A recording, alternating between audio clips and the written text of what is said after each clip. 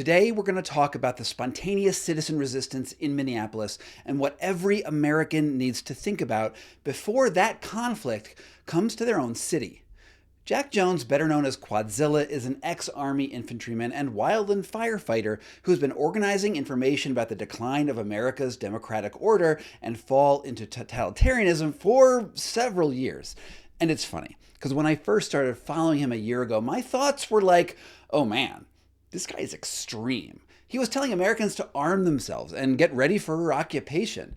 I think of Jack as something of an oracle who saw what was going down before anyone else wanted to think that it was real. You can find him on Quadzilla Hikes on Instagram and on Substack, and their links are down below. I'm so excited to have you on the show today, Jack. I'm excited to be here. Thanks, Scott. All right, let's get right into it. So in a letter to Minnesota Governor Tim Walz, this was yesterday, that was the 24th or 25th of January, U.S. Attorney Pam Bondi demanded all records of food assistance programs to transfer all state laws that guarantee the protection of immigrants over to ICE and turn over all voting records. Now, all of this is ostensibly to combat fraud and to provide information on what she calls, quote, criminal illegal aliens convicted of murder, child rapists, and drug traffickers. Furthermore, she states that Christians are under attack in Minnesota. She has also stated that the mere organization of citizens against ICE is both nefarious and an aspect of domestic terrorism. Jack, what do you have to say about that? I think everything that they keep doing comes back to the fundamental totalitarian, authoritarian government playbook, which is they need to create enemies so that they can justify the police state and they can justify the curtailing of civil liberties and they can justify every crazy action that they're taking. So when they talk about like fraud, when they talk about illegal immigrants voting, when they talk about just all of this, it's never about the thing that they say it's about. It's always about creating an excuse to take more power. When you look at their websites, so if I put in the name of like Alex Pretty or Renee Good into a Google search, ICE and Department of Homeland Security all have these pages about them, which are basically, these were the worst of the worst people. They even have a website called The Worst of the Worst. And if you read it, it's scary, right? The website itself is scary. It's like thousands of pictures with criminal records of some immigrant who's a bad hombre. On the other hand, we look around and we see the people they're actually ripping off the streets, and those two things don't match up at all. Do you think that part of this is that we're living in a bubble, or is there something like, because we all do live in bubbles, right? Or is this just the fascist playbook? I mean, I think it is the fascist playbook. I think we also do live in our own information spheres. Like you and I are seeing different information than my conservative, I don't know if I call them friends anymore, that are still living in Missouri, but they are having different information presented to them. I would say, but like there is objective truth, right? And there is objective reality. And the problem is people that support this regime are not seeing the objective truth. And I think what we're seeing right now with the murder of Alex Pretty is that finally that objective truth, it is so undeniable that he had his legal conceal and carry taken from his holster and then they shot him in the back. Like that is so undeniable because the murder of Renee Good, that video, I mean, it's just not super clear. There's enough wiggle room, but Alex's murder is so clear that that's finally breaking through a little bit. And this week I've seen several, non-political or just people that I haven't heard from finally saying like, hey, this is not right. Like, this is not right. So I think you're right. So back to your main point, it's these information silos make it super effective for propaganda because if people are not seeing truth, then of course, what are they supposed to believe? Yeah, and in your Instagram channel, you make it very clear that the gun is in the possession of an ICE officer who's walking away when you hear, I was it, 10, 15 shots going into this disarmed person on the ground who at that point cannot pose a threat to someone else. And but if you look at like what the administration says, they're like, oh no, he fired. Or the New York Post said today, this is New York Post is a terrible paper, but what it said today is that his gun had a history of firing accident, like discharging automatically, which is crazy because I don't think the ICE officers would have known about the history of that gun. No, and like, what is there like? Is there argument that the ICE officer took the gun and the gun fired itself, and then the other ICE officers were scared and murdered him? And like, that's still not a good look for for the ICE officers. It's, yeah, it really is crazy how far they're going to try to justify this, because today I saw Kash Patel and Bovino again going on saying, well, he was armed and no one goes to a protest armed, and he had two magazines, right? And so he was there for mass mayhem. Like, so one magazine in his weapon, one spare magazine. Anyone that carries, when I'm in Missouri, I carry Glock 19 on my hip. I have what is it, a shield mag, 15 round mag in my Glock 48X. And then I have an extra, I think, 12 round mag, because your magazines fail. Like, one extra round is the bare, or mag is the bare minimum. And now somehow legal conceal carry has gotten spun around into a justification for being murdered by federal agents. And I think that is one of the things that is starting to wake people up. They're saying, hold on a second.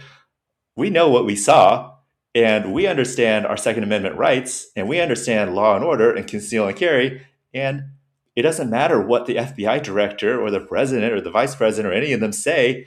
It is not right for law enforcement to shoot someone after they have taken their legal conceal and carry, which was never drawn. It was in his holster. It's very much like executing a prisoner of war, right? Because when you're on a battlefield and the enemy is armed, you can shoot them because they're shooting at each other. But once you disarm your enemy and you kill an enemy who is disarmed, that is a war crime. And you're an ex-infantryman, right? You're at least aware of all infantrymen are taught that there are certain things you can do in combat, certain things you can't. And this rule book is sort of has been changed, right? The Trump administration has changed the rules of engagement.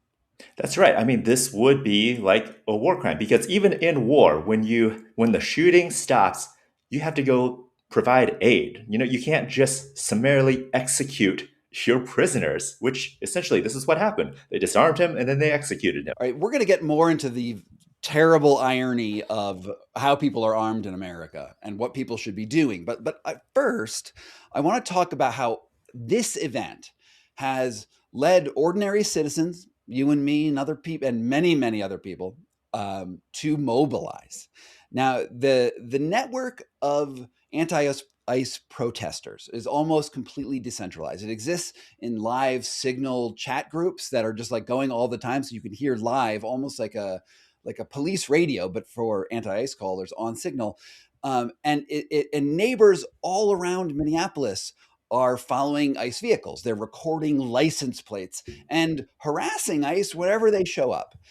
How does this sort of peaceful resistance spread across America? I think a lot of it just spreads organically from social media, from people becoming outraged and then asking, what can I do about it? And I mean, that's such a difficult question, right? Because as a citizen, you really don't have legal authority like police officers do. You don't have these official authorities. So like, what can you do? And what people can do is they can blow their whistles, they can honk their horns, they can film and document. Clearly, we can see that filming and documenting these atrocities does a lot to change the public sentiment, and it spreads the message and helps people realize our neighbors are in danger and we need to do something, anything. It spreads from the outrage, the organic outrage, when people see this is wrong. We cannot let this happen to our neighbors, and I need to do anything that I can. And how do people get involved in these groups? Like where in Minneapolis, I have tons of friends live in Minneapolis, and what I see is on the floors of their kitchen, there are bags of food that they're distributing to immigrants who are afraid to leave their houses. They have carpools set up to take their neighbors to school, so that they're because these are white friends of mine, right? And they're taking their Hispanic neighbors' kids to school because those they don't want those kids to be harassed. Are you aware of like ways that someone just watching this video can start to do these small and vitally important things? Yeah, what I'm seeing is the existing communities are being leveraged. So churches and school parent groups. In Minneapolis, there's this sex shop called Spit and Kitten, and they have been getting donations. Their shop has turned into like an emergency response center. So basically, any existing community in these communities have started to turn into mutual aid organizations. Since I'm predominantly online, what I see is these organizing social media accounts. So like Minnesota 50501, and there's all sorts of these different labor on the line is another one. Local labor social media accounts and just local church social media accounts. It's just local people who are reporting on what's happening. They start to gain traction, and then that organization comes from that. And I just mentioned the Minnesota 50501 because they have a great link tree that has a whole bunch of resources. And so, yeah, I see it. It's quite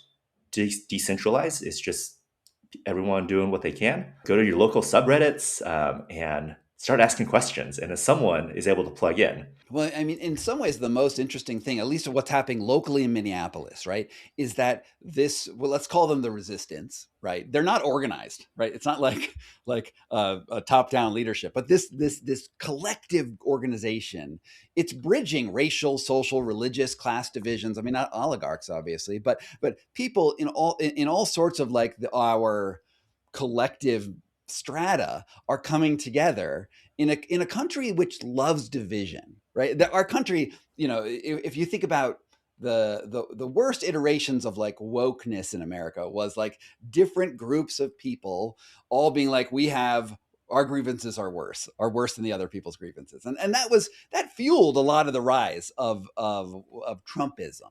But what we're seeing now in the face of Trumpism is that especially in situations like Minneapolis, where the opposition is so organized, that we're seeing that collapsing of our individual identities into a collective. Who are you seeing involved right now? Yeah, I think what came to mind as you were talking is like this is just the fundamental principle of what happens when humans are put under pressure. When a threat threatens a community, humans naturally draw together, and that's just such a fundamental human thing. And I think that's something that like Civil War apocalypse movies always get wrong, is that they have this image of just mass chaos. But when you study history of like I go back to like the with the siege of Sarajevo, that city was under siege for like a year, and I read that the people in that city said they looked back on that time fondly because of how together that siege brought their community. And you see that after natural disasters, like people just come together. It's not a zombies thing where everyone's out for themselves and they're shooting anyone stranger they see. It's like people just share what they, after Helene, people just showed up and gave away free food. And we're like, oh, we could actually do that all the time. Like that's possible. We don't not just after a natural disaster, but I think that's like the human nature that we forget about in our modern society because we don't need that, we don't have that. So there's fear in the world right now that we could be on the verge of something like a civil war in the United States. And in fact, this appears to be exactly what the Trump administration wants to set up, like a direct conflict, not only between protesters and ICE, right, but even the National Guard of Minnesota up against ICE. And we actually saw just yesterday Tim Walz mobilized the National Guard on the streets, and what they're doing is they're handing out coffee and donuts to anti-ICE protesters. And it seems like an act of goodwill, but it's also like a startling change, right? Because it's actually putting a state military force in opposition to a paramilitary force sent by the federal government. Uh, do you think that we are setting the stage for something much more live, much more like a civil war? Yeah, I mean, I've been telling like you could probably find hikers that I talked to in 2016, 2017, 2018 when I was like, yeah, I think we're going to have a civil war. I think that's going to be inevitable because even back then, you could see the divide in the country, and social media was amplifying it. And I understand the irony. I also amplify this divide, but I don't know what else to do about it because, uh, yeah. Anyway, but you see that divide in 2020. It got so much worse, and it's just been getting worse and worse and worse. And I just do not see a way that we come back from that. And if you look at history, like what other possibility? I mean, I guess balkanization, but that's also going to be a form of civil war, right? It's not just going to be, hey, peacefully balkanize. It's going to be conflict and violence. And probably, I think we're already in it. I think we're in this like, in a civil war today, it's not going to look like North versus South. We don't have these clearly delineated lines. Everyone is intermixed. It's going to look like mass shootings, which that is what we have been seeing for years and years and years. And these mass shootings are just going to become more political. And I just read Chico Hot Springs in Montana. The police up there just thwarted an attack where this guy was storing all these explosives to attack Chico Hot Springs, and they found all these neo-Nazi writings in his writings. And so, like, I would consider that part of the hot civil war. If this guy is being driven by Nazi ideology to go kill a bunch of people at this hot springs, that's part of it. And yeah, I just like in a country with so many guns, when people are feeling like they don't have hope, and all these policies of getting rid of people's Medicaid and getting rid of people's food stamps, like when you make it impossible for people to live and they have a bunch of firearms, they're not going to just go out quietly. Like, and so I think, on the National Guard point, I really wanted to make this point. How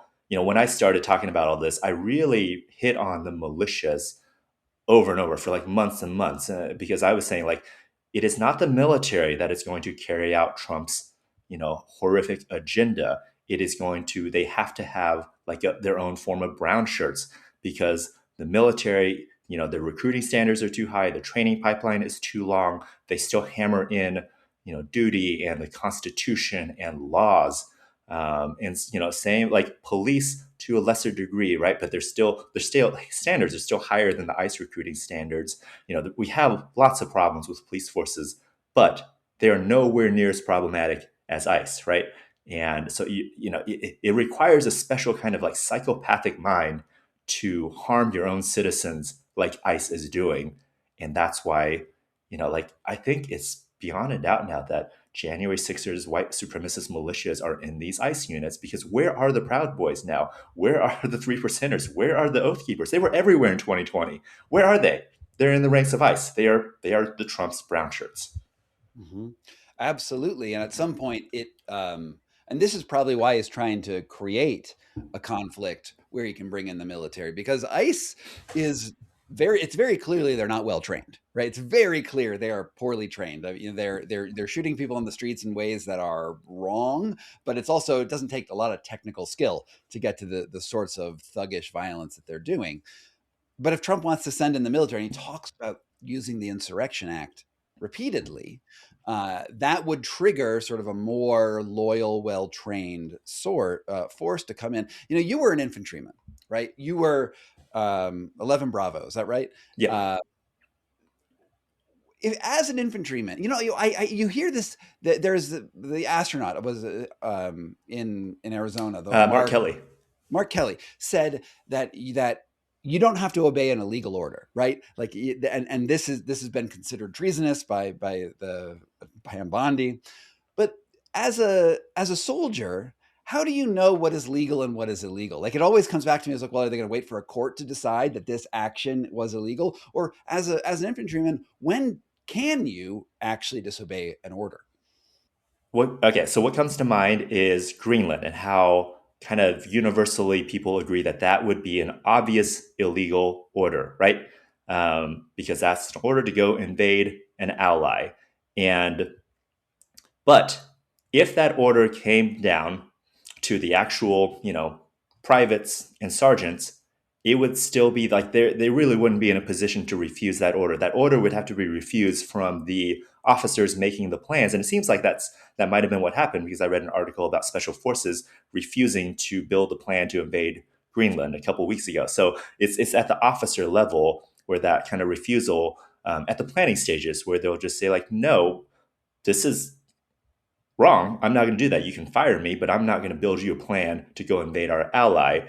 And so I think that's kind of the challenge, where if you're deploying troops to US cities under the guise of keeping the peace, law and order, there's not enough of a illegality there for the normal line troops to just realize, because it's hard, to go against everything is against you. You might go to prison, you'll lose your job. It's not an easy ask. So I think there'll be enough like institutional momentum that, that's what we've seen. Everyone's kind of gone along with these deployments.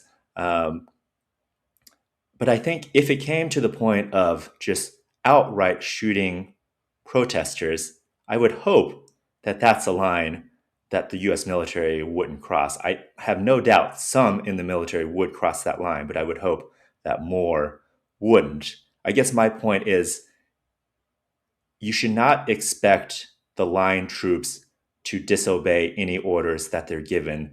The pushback needs to come from the officer corps.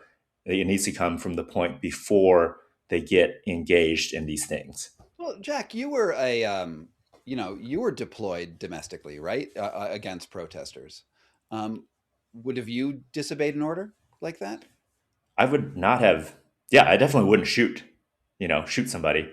I think, yeah, like if somebody was shooting at you, you would shoot back at them, right?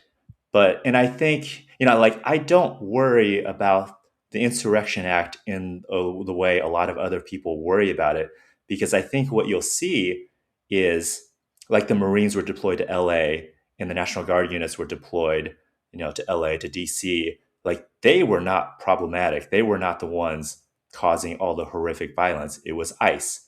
And I think that's, again, what you'll see, because you're just not going to get these commanders to go out and brutalize citizens in the way that ICE will. Like, I think, give it 5, 10, 20 years of indoctrination and building your own, little Hitler youth corps. Yeah, then you'll have people that are willing to do that in the military. But as of right now, the people that are in there, right, it's all people that have been brought up in the last 20 years that hasn't been under this like overtly authoritarian, um, government. Well, let's talk about an armed populace right now. You just said that when you were in Missouri, you carry a Glock 19.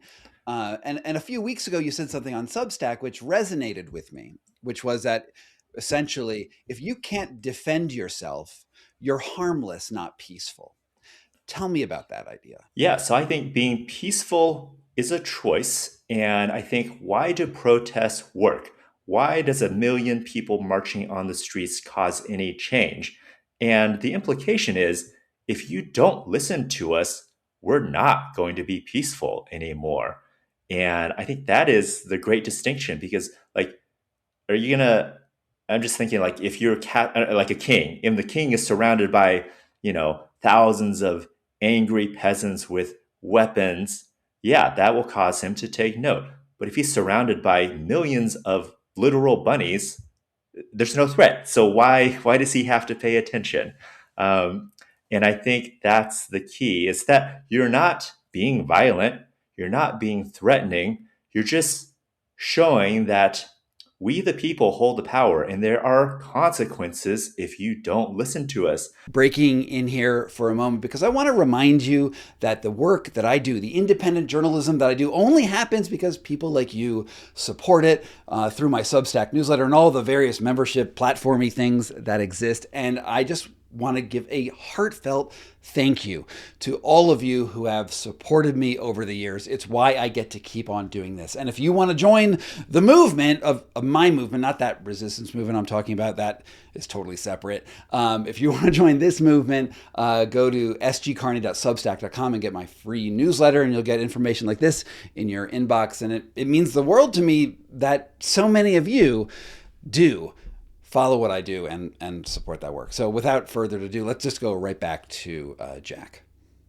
I mean, yeah, JFK said those who make peaceful revolution impossible will make violent revolution inevitable, right? So I think that is the core concept is no one is saying go out and riot and be violent, but we have to have the capacity to defend ourselves and to uphold our freedom. And the entire US Foundation was throwing off the shackles of tyranny.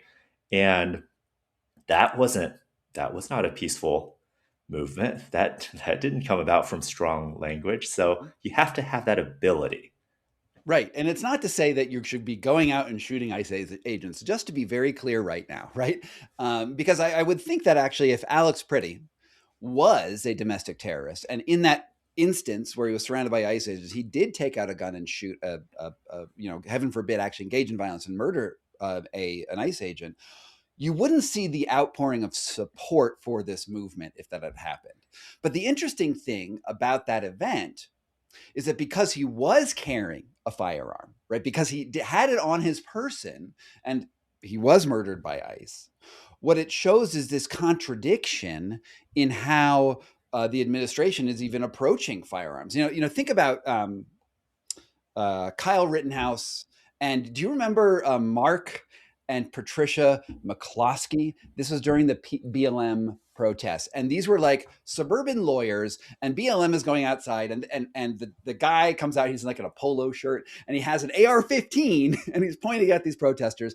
And it was illegal. He got a $2,000 fine, whatever. But then he was sent to the RNC, and he like talks at the RNC. Kyle Rittenhouse, meanwhile, is like the darling of a certain sort of like Proud Boy version. Rittenhouse, as you may recall, shot 3 people in Kenosha, Wisconsin during the protests there. We see a contradiction in the way that we're talking about liberals or leftists or people actually in opposition to the government carrying arms. What does this tell you about the state of firearm ownership in America, and what should people do?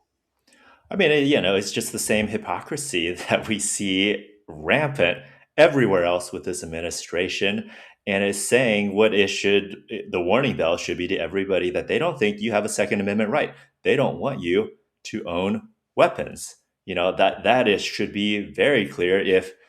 If they justify the murder of Alex Pretty because he was armed with his legal conceal and carry, which that also falls apart because they disarmed him before they shot him. But, that's their justification. He was armed.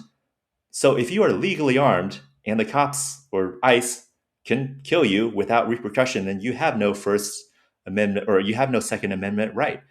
And I think I think people conflate this idea of peacefully practicing your Second Amendment rights with inciting violence.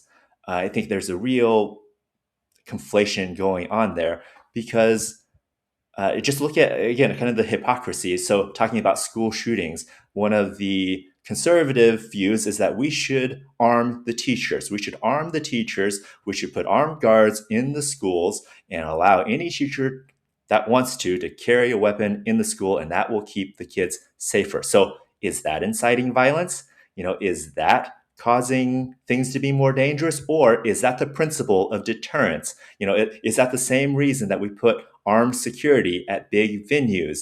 And, that is the principle of deterrence that says if you make a hard target, why do we have armed guards at military bases? Why Why are people like Stephen Miller living inside of a military base?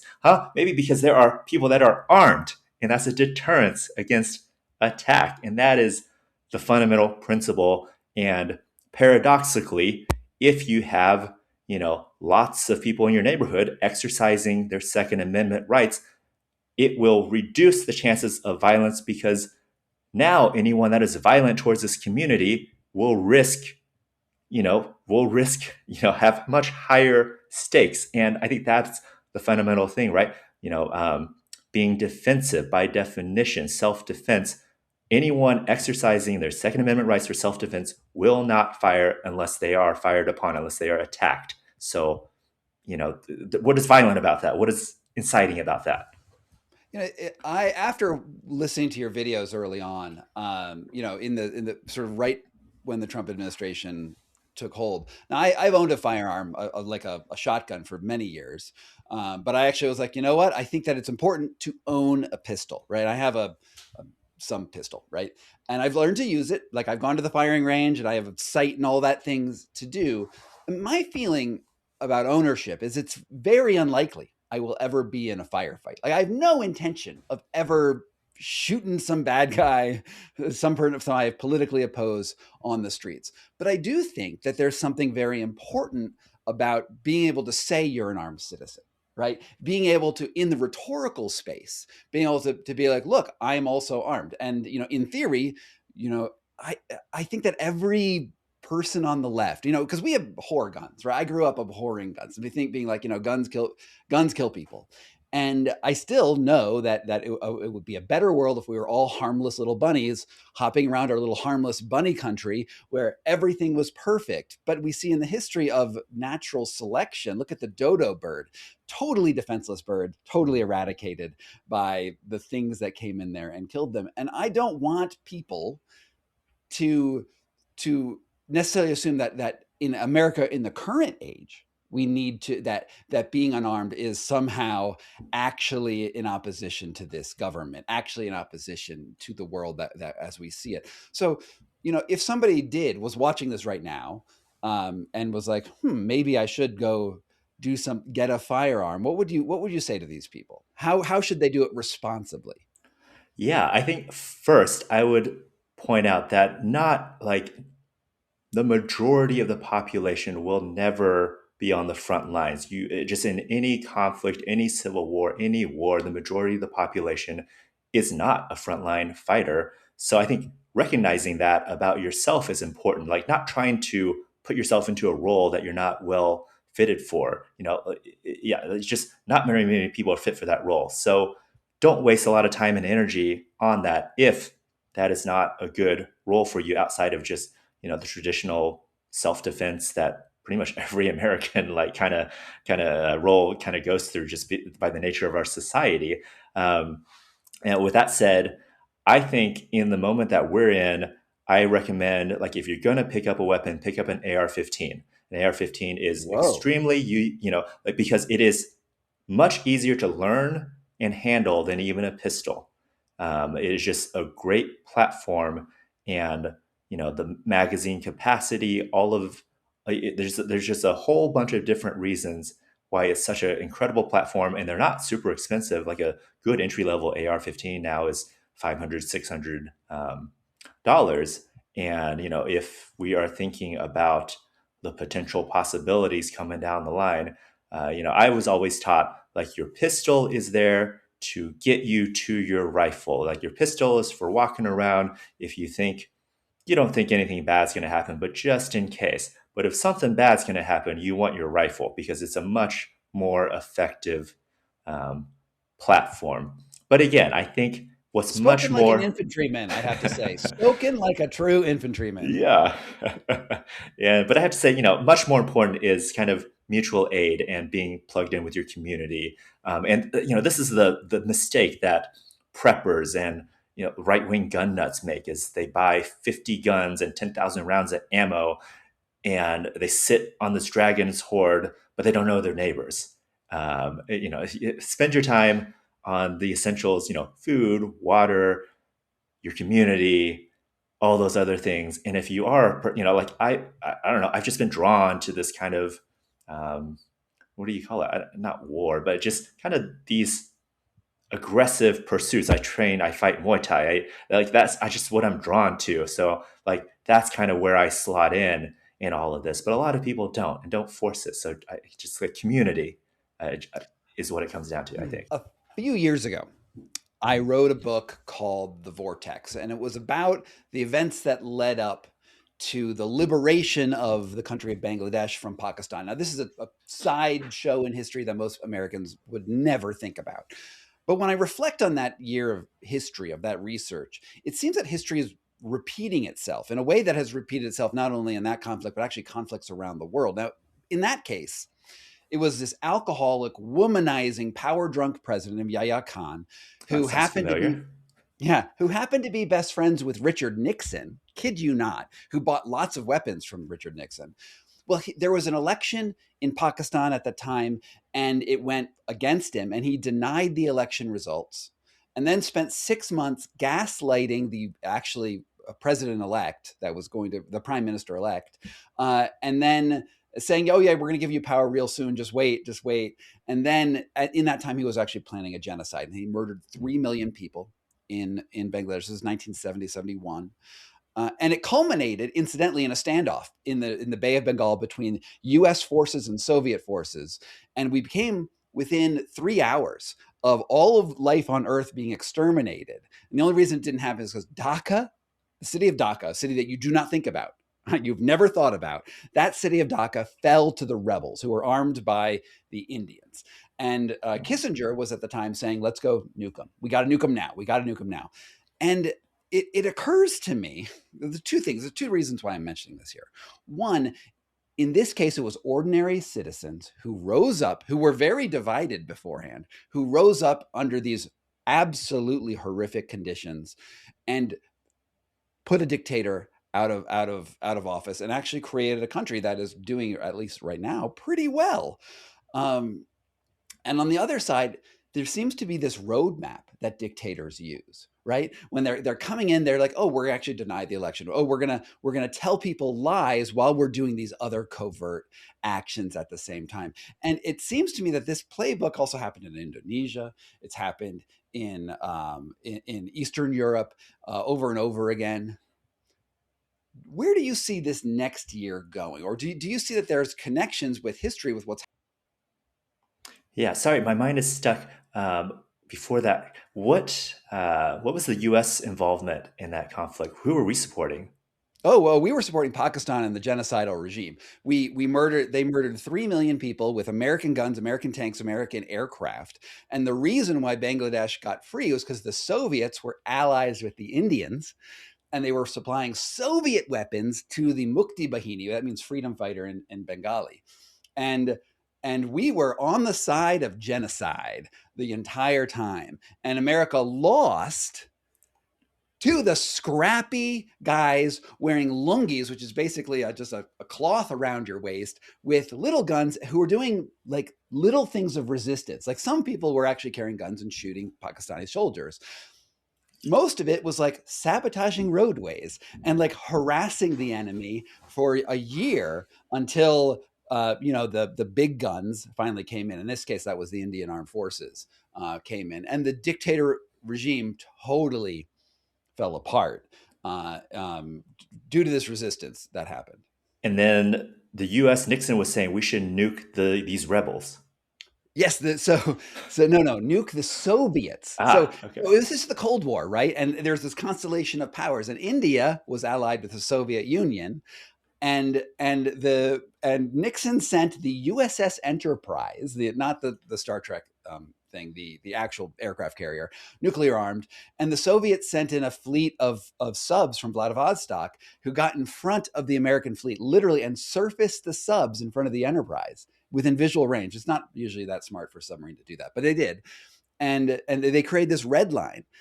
Kissinger was saying that if you cross that red line, we have to nuke the Soviet fleet. Sorry, no. The Soviets had the red line, and they were said that we're going to have to incinerate the Enterprise if they cross it. Enterprise didn't know that line was there, so they actually formed the red line in front of the Enterprise, and this created a tense standoff for several hours, while the Mukti Bahini and Indian forces were taking Dhaka. I mean, you and I would never be alive if this standoff had gone just a little bit the other direction. It's like the Cuban Missile Crisis, except we don't talk about it.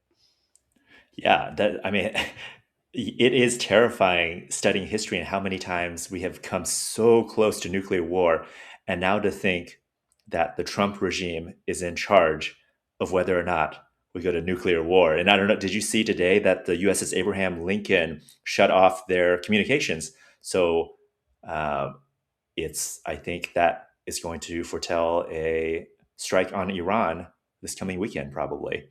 Right. So So U.S. Abraham Lincoln is a boat.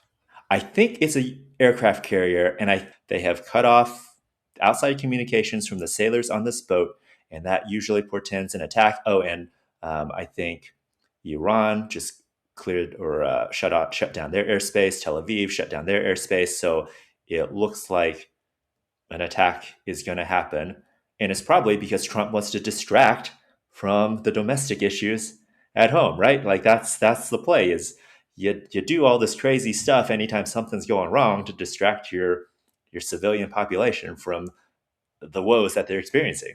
It seems that we don't really have capacity for all the shit that we're starting, right? It seems like we're the bully who goes into a bar full of bikers and starts, you're a pretty big guy, you can beat up one guy maybe, but if we start wars with NATO and with Iran and with our own cities, eventually you've punched too many people in the nose. It's true, and I like these people in charge are not smart. They're in their own echo chambers. They're high on their own supply.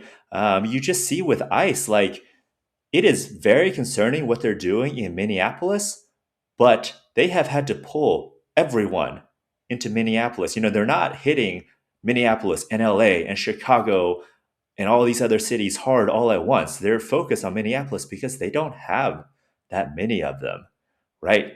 And they, Pete Hegseth and Kash Patel and Stephen Miller, these are not well educated, experienced, smart people. They're influencers who Trump liked what they say, and that's who is in charge. And so these missions, the strategy is disjointed. It doesn't make sense. No one understands our true capabilities and our limitations. And everyone, I mean, they're so in love with special operations, and they just think that they can just go kill whoever they want and do whatever they want because we have the biggest, strongest military, but we have real limitations. And they're burning through all our political capital. They're burning through all the goodwill with the entire world, and it will run out. Our resources will run out. This will not hold. And to think that the U.S. Army is invincible, which is really the narrative that has been put out to the world. Like in Hollywood, every Hollywood film, the Americans come in and they have overwhelming force and they can always win. But it seems to me that what we're actually good at is an initial strike where we go in and we obliterate one target really, really well. Like, you look in Iraq, we destroyed their military instantly, but we basically lost Iraq and Afghanistan. Like Iraq is technically a little bit more stable, but the U.S. military had a lot of trouble maintaining the on the ground sort of duration of a prolonged conflict. And as somebody who was in the military, do you feel like we have the capability to continue fighting all these wars? Like where's our military capacity uh, to finish the things that we start? I mean, we absolutely don't. And someone I really trust his analysis, Greg Stoker, keeps saying that the war is coming home to the US because the US no longer has the force projection capability to fight all of these foreign wars. And in order to keep this war machine going that profits, the capital class and military industrial complex, we have to prosecute this war at home. And that's what we are seeing today. And I think that is accurate. Like, we simply do not have we just can't, and that's the same reason that I was more concerned a year ago than I am today. Because a year ago, like you were saying, like I was the crazy guy screaming about secret police and all of this stuff, and many less people were paying attention. And back a year ago, the conversation was still, hey, don't call these people fascists or Nazis because that's not really accurate. And we should be calling them an accurate term. And now the conversation is, well, are these people the slave catchers or are they Gestapo? You know, like that's everyone has accepted where we're at. And I know, like, you know, civil war, conflict, revolution, violence, it's all really terrifying. But for me, the more terrifying path is if everyone just went along with it and authoritarian control happened without a fight and we just lose all our rights and civil liberties and we have, you know, a very powerful, in control authoritarian in power, which if they were smart about it, they could have done that if they just went slower, if they consolidated the media, if they just didn't have ICE in the streets and propped up the economy a little bit. I think most Americans would have had no problem. You know, they would not be as angry about it now. And they took 4 to 8 years to consolidate power, to really get, you know, control over all these federal agencies. There would have be, you know, no resistance. Resistance would not have stood a chance. But they're, again, like high on their own supply. They're not strategic minded. They believe their MAGA echo chamber, and this is where we're at. And they, you know, they're driven by their hatred for just pure racism and white supremacy. So in a lot of ways, they're benefiting from their incompetence. And now this moment where we're so close and everyone can see the violence coming, like that's kind of inevitable because we have to. They're not going to give up power. They're just not going to give up power, you know, willingly, peacefully. And we got to go through this moment. But that's much better than if they just consolidated power without a fight. It's interesting that you mentioned racism, and I'm a white guy. I'm in What? Denver. What? A lot of friends of mine are white. And part of my brain in the past has been like racism is an anachronism to some degree. Yeah, it's there, but it's like it's playing out in these ways that are much more subtle than they used to be. Like these are thoughts that go through my mind, but it's so apparent. It's just ridiculously apparent right now that the administration isn't one of these namby-pamby racists who use words incorrectly. These are fucking racists who are trying to enslave and throw people out of the fucking country. Like it's not even a question. It can't be a question anymore for someone to like not see that the obvious racist intent in the old ways are back. And I think that a lot of people are waking up to the fact that these are the people you've been told to fight all your life in Hollywood, right? These like the more it's clear morally that you are going to be part of the empire in Empire Strikes Back or the resistance, and that line is in some ways it's really nice that it's there because I see moral clarity in a way that maybe 5 years ago it wasn't as obvious.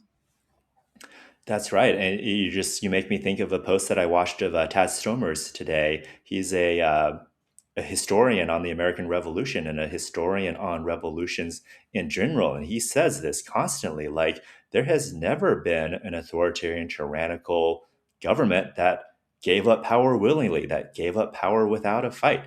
And he just makes these excellent points. And I am heartened that more people are realizing that this is the moment that we're in, because as terrible as that future is, we need everyone to be aware and on the same page if we're going to be able to get through it. And like, you know, what I've seen from Minneapolis, it gives me so much hope. Like it really gives me so much hope. As you know, as devastating as the last couple of weeks have been, I'm also filled with more hope than I have because, wow, look at the people standing up. You know, that wasn't happening 6 months ago, 8 months ago. It is heartening, and I think it's going to come to everyone's doorstep. Like it's what's happening in Minneapolis. Keep this in mind if you don't live in Minneapolis, because it will come to you. And the way people organize, one way it's spontaneous in the fact that people will just get together. They will, as you said, there's sex shops and coffee shops who are becoming hubs. They don't need to be resistance things to begin with. They become resistance places out of necessity. And we've seen that in revolutions all across the world, resistance movements all across the world throughout history. And I want to make a point because it goes back to your harmless question, harmless versus peaceful. And in history, when we see big social changes, and I lived in India for 6 years. I have a lot of deep knowledge of India, but also in the United States. And there's two things that I want to point out. Right, we in the moments of change. Let's talk about civil rights movement in America. You have Malcolm X and you have Martin Luther King, two faces of civil rights. One had a more militant side. There's also the Black Panthers. They're walking around with guns, literally. And then you have Martin Luther King, who's like, give peace a chance. We have to, we have a dream of unity, and it's about nonviolence. And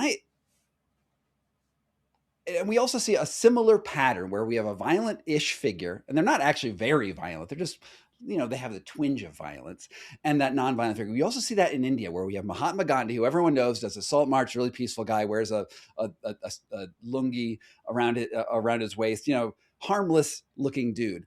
But what we always forget about India's when it was freeing itself from British colonialism, which was really bad, there was also Bhagat Singh, and there was a violent movement. There was also Bose, who had a militant wing in the northeast of India who was shooting British officers. There were bombs being thrown in Parliament by a guy named Bhagat Singh, who was eventually arrested and executed.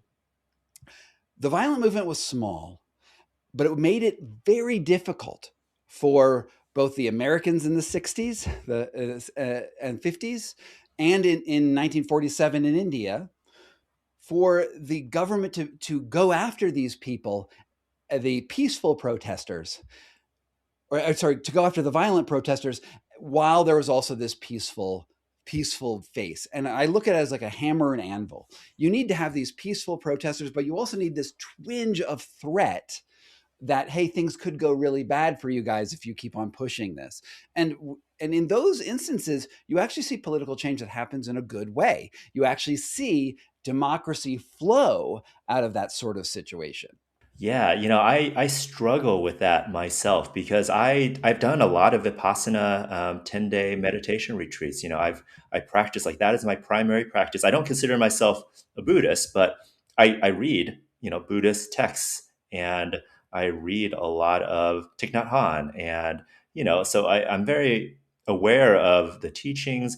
And one idea that I just have never been able to like encapsulate in my heart. Like I understand nonviolence, or I guess pacifism in an intellectual manner, but I just cannot get behind if someone kicks down my door, I will fight them to the death. Like that's where I am, and I think maybe there's a level of becoming enlightened where you see that that is the better path, but I don't understand that in my heart, in my gut. I think if vulnerable people are being hurt and you have the ability to stop them, it is your duty and responsibility to stand up for the vulnerable. And I think like that's where I'm at. But I think it's just what you're saying brings up different things. Like I think we do maybe focus too much on violent revolution and resistance because it's sexy. It's what the movies are about. The books are written about the violent revolutionaries, but there were so throughout history there's so many people that they bring food to the Jews that are in hiding. They hide Jews. They never picked up a gun, but they saved countless lives doing that. There's so many different ways to resist and to just to resist that. I think it's also not helpful to get stuck on the violent kind of revolutionary, sexy Che Guevara, whatever motif. I think maybe what I learned from my meditation practice is that there's a totality to everything, and there's an interdependence amongst all of us, and we need everyone. We need the people that are out canvassing for votes, because a lot of people think we're not going to have midterms, voting doesn't matter. But we need voting still. We need people to vote. We need organizers. We need people cooking food. We need people driving people to the protest sites. Like we need all of these, and somewhere in there needs to be people that are not harmless, so that okay, this is my other thought. Sorry.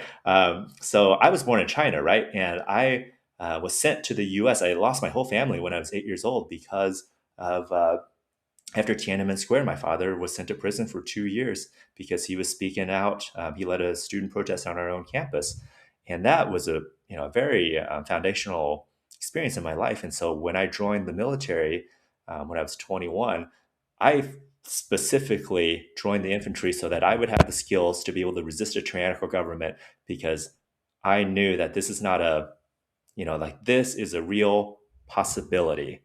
And I think, like, where was I going with that thought? Pause. uh, yeah, like this is a real possibility. And God, I think it's getting late here, so I'm starting to lose my train of thought. So from China, revolution. Oh yeah, yeah. And I've been a through hiker for many years, and running in very liberal leftist circles. And I've always had this issue about, like, I support Second Amendment rights, and most of my friends don't, and we always argue. And what I always say is, like, the reason the government doesn't just bomb you is because if they do, they will cause such a backlash from the population that they will lose the consent of the governed, and they will lose their legitimacy. And that's why the government doesn't bomb you. Because the argument is, like, what are you going to do against the government that has tanks and bombs and whatever? It's like, if you force the government to use so much force out in the open, like, they will lose their legitimacy. Like we're seeing, like, they're losing the legitimacy by murdering by murdering Alex. Not like, his life is very important, right? But in the scheme of things, that's one murder. And look how much legitimacy they have lost. Now imagine if the government is rolling tanks down the streets, dropping JDAMs on houses. They will lose their legitimacy. And that's where this armed resistance comes in. Is in China, people were in a lot of ways harmless. They were not able to effectively fight back, and so they were slaughtered in the streets. Well, as an infantryman, I know it's a nightmare to root one guy out of a house if he has a rifle. If he has a pistol, if he doesn't, if he's unarmed, not a problem. Um, if he has a rifle, he becomes a nightmare. You need a whole squad, and you're probably going to take casualties if he's serious. And, like, look at Fallujah, look at that house to house fighting. There were not that many fighters against the most powerful military in the world, and how many casualties we took and how hard that was. So, like, we're not saying we should get there. Like, that's an absolute awful place. But the threat of it escalating to that point is what keeps it from escalating to that point. If the people, are so harmless that, all right, we'll just come kick down your door, drag you out, there's nothing you can do. That's what they're going to do. They're going to kick down the door, drag you out, nothing you can do. But if they start doing that and people are holding up with rifles, they're not going to do that because it becomes too costly. And Right. okay, that And was my point.